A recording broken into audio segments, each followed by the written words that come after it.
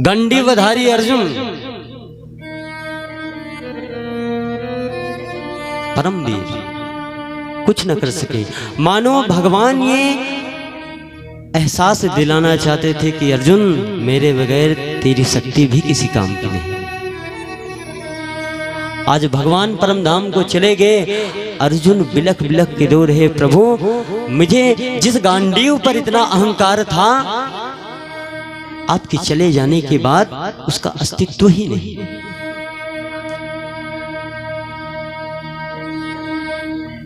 आए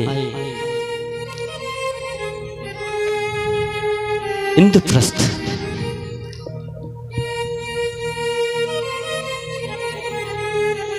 गृह में प्रवेश किया। युधिष्ठिर ने देखा अर्जुन आए, बड़े खुश हुए युधिष्ठिर जी महाराज। अरे अर्जुन आओ आओ आओ, अर्जुन इधर आओ। अरे इतने दिन से तुम द्वारिकापुरी में रम गए, कृष्ण ही सब कुछ है तुम्हारे लिए, हम कुछ नहीं। बड़ा भैया है, छोटे भाई हैं,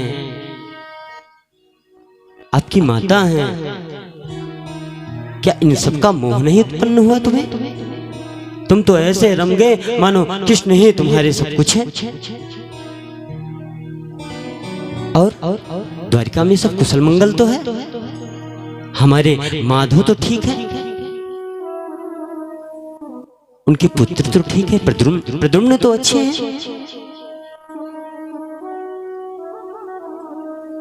रुक्मिणी जी तो अच्छी है। कुशलता पूछी।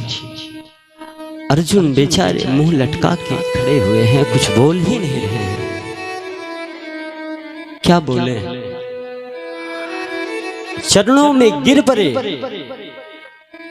और बोले, भैया गोविंद तो हमको छोड़कर चले गए, हमारे प्राण वल्लभ हमको छोड़ के चले गए।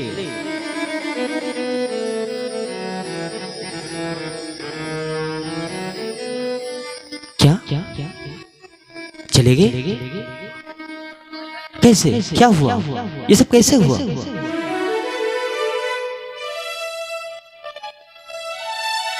बोले, यदुवंशी बालकों के अपराध से संतों ने शाप दे दिया।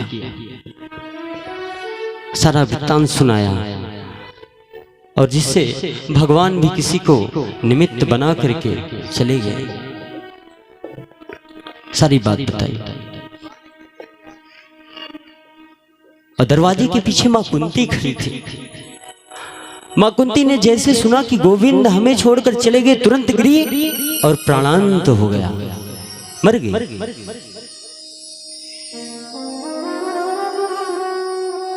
बंधुओं, भगवान के विरह में या तो त्रेता युग में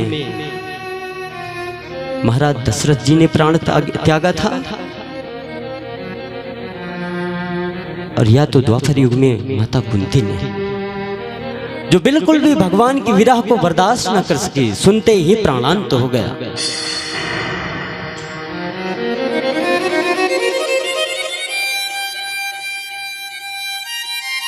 युधिष्ठिर बोले, पागल, इतने दिनों बाद आया और वो भी ऐसा अशुभ समाचार लेकर के।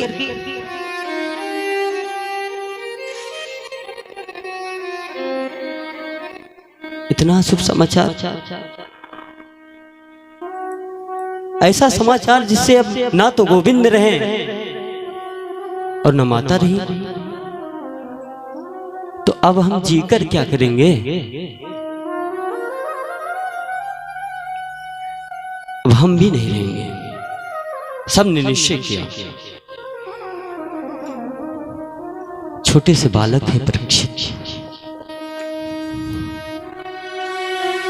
अभी कुछ पता भी नहीं है उनको। सबने निश्चय किया कि हम स्वर्गारोहण करेंगे।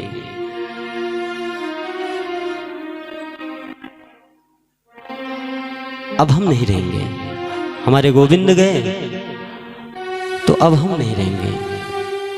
छोटे से परीक्षित को राजगद्दी पर बिठा करके कुलगुरु को बुला करके, मंत्रियों को बुला करके राजगद्दी पर प्रतिष्ठित किया। बोले बाबा मैं तो कुछ जानता ही नहीं, आप मुझे गद्दी पर बैठा रहे हैं, मुझे कुछ पता नहीं। बोले बेटा ये जो गुरुदेव है ना, कुलगुरु, ये आपको धर्म सिखाएंगे, नीति सिखाएंगे, और जब तक आप इस योग्य ना हो जाएं, राज्य का सारा भार हमारे मंत्री देखेंगे। चिंता करने की कोई बात नहीं। छोटे से परीक्षित को राजगद्दी पर बिठा करके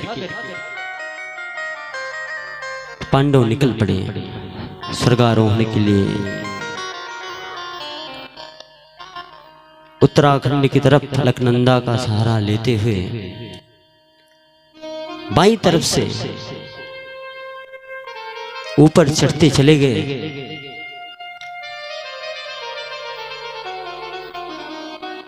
और बोले थे कि स्वर्ग सशरीर वही जा सकता है जिसने हमेशा सत्य का अनुकरण किया हो। चढ़ते चले गए। रास्ते में द्रौपदी जी गिर पड़ी। अर्जुन ने पूछा भैया ये द्रौपदी क्यों गिर पड़ी? युधिष्ठिर जी हंसे। बोले अर्जुन इसके तो हम 5 पति थे, लेकिन ये सबसे ज्यादा प्रेम आपसे करती थी। और आगे बढ़े।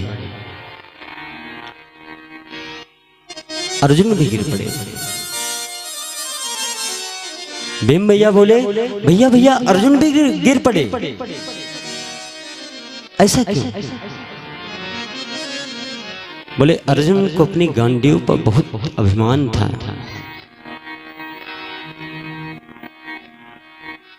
एक बार तो अपने गांडीव के अहंकार में इसने भगवान के लिए भी बहुत आदर सूचक शब्द नहीं प्रयोग किया था, इसलिए ये भी नहीं जा सकते।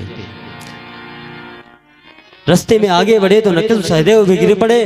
भीम भैया ने पूछा नकुल सहदेव क्यों गिरे? बोले इन्हें रूप का अभिमान था। एक को रूप का अभिमान था और एक गणित विद्या में कुशल था। दोनों को अभिमान था, इसलिए भी गिर पड़े। आगे बढ़ते गए। अब भीम जी भी नीचे गिर रहे हैं और गिरते हुए पूछे भैया मुझे तो बता दो मैं क्यों गिर रहा हूं?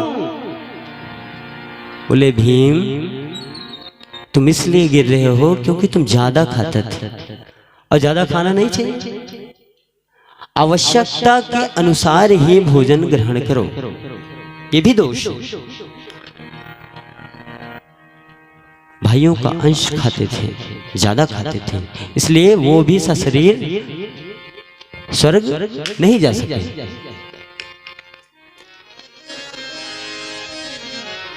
अब बचे युधिष्ठिर जी। अब वो तो चल रहे हैं,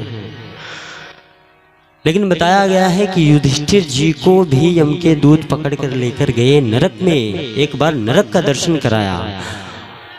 बोले तुम लोग कौन हो, मुझे नरक में क्यों लेकर आए? पता नहीं है? मैं धर्मराज युधिष्ठिर हो। महाराज युधिष्ठिर हो जानते हैं, धर्मराज हो, लेकिन एक बार आपने भी झूठ बोला था। बोले क्या? बोला महाभारत के युद्ध में जब अश्वत्थामा मारा गया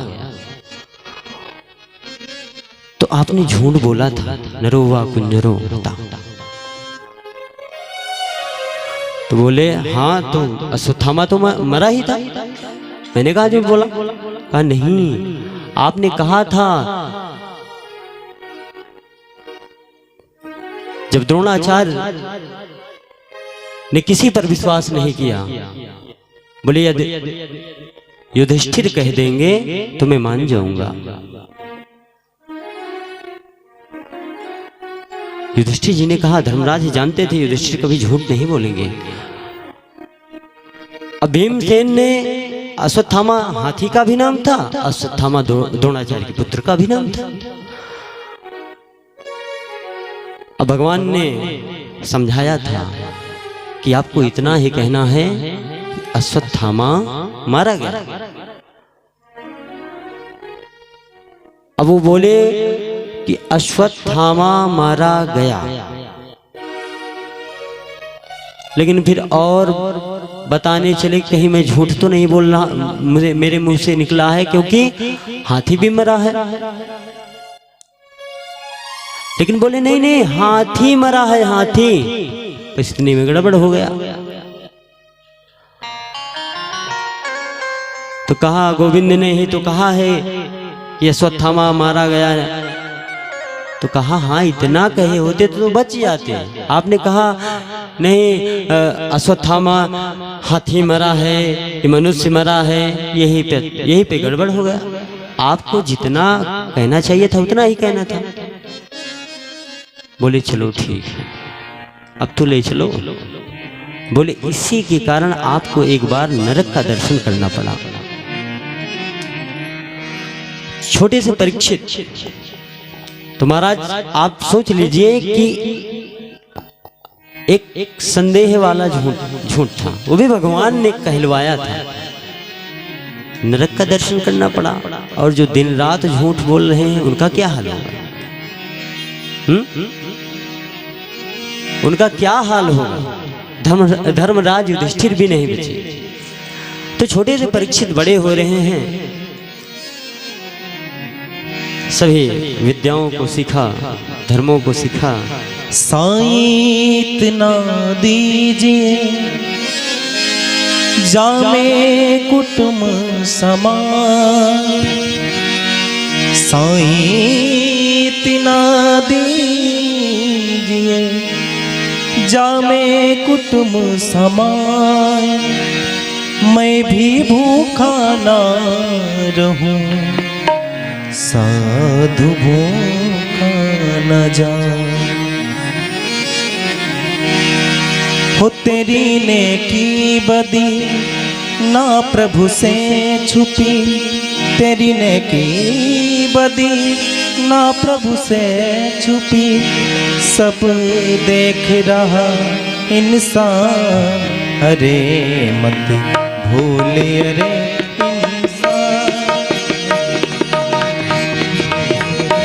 इंसान, तेरी नेकी बदी ना प्रभु से छुपी, तेरी नेकी बदी ना प्रभु से छुपी, सब देख रहा इंसान, अरे मत भूले अरे इंसान, रे मत भूले अरे इंसान, रे मत भूले अरे इंसान। जय हो।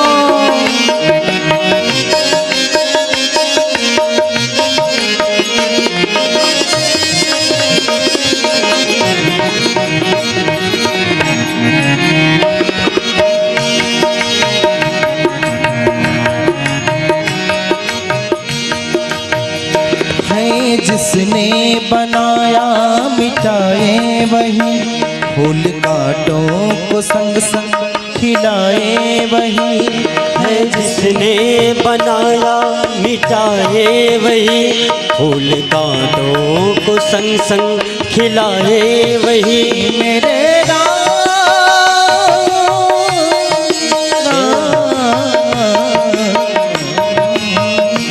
है जिसने बनाया मिटाए वही, फूल कांटों को संग संग खिलाए वही, खेल जीवन मरण का रचाए वही, डाले माटी के पुतले में जान, रे भूले अरे इंसान, रे मत भूले अरे इंसान, रे मत भूले अरे इंसान।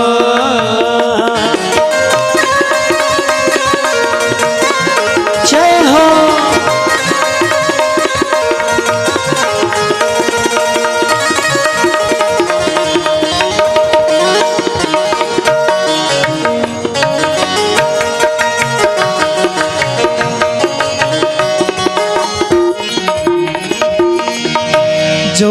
विधाता ने लिखा सो ही मान ले, जो विधाता ने लिखा सो ही मान ले। प्राण देता वही और वही प्राण ले, प्राण देता वही और वही प्राण ले।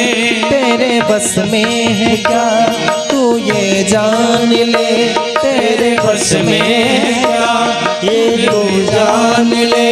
तू है निर्बल तू ही बलवान, रे मन भोले रे इंसान, भोले रे इंसान। तेरी नेकी बदी ना प्रभु से छुपी, तेरी नेकी बदी ना प्रभु से छुपी। सब देख रहा